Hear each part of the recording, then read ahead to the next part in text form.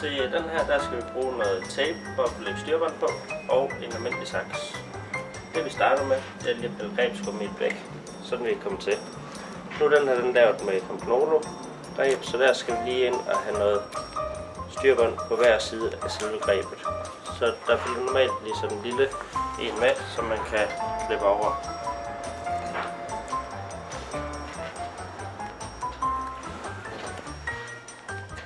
Sådan der.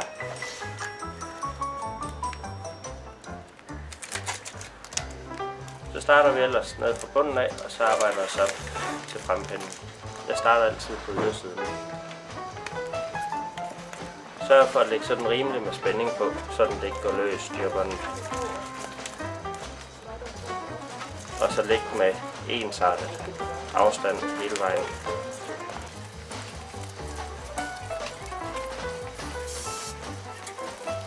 Så kommer desværre det her begrebet lige for det til at sidde rigtigt.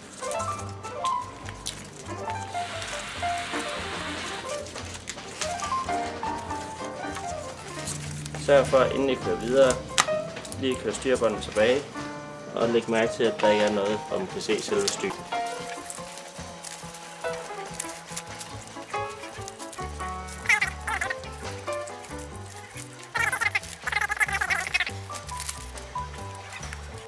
Sådan der.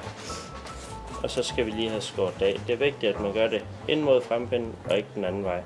Så egentlig holder styrbåndet ligesom hvis den skulle fortsætte. Og så klippe skrog af.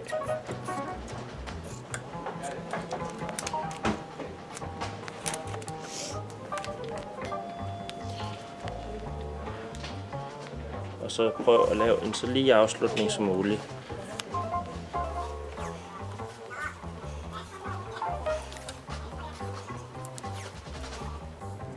Og her med tapen, sørg for at lave sådan en afslutning, ligger ned under, sådan at folk ikke lige kan se det. Sådan der. Og selvfølgelig styre proppen lige til sidst. Sådan der.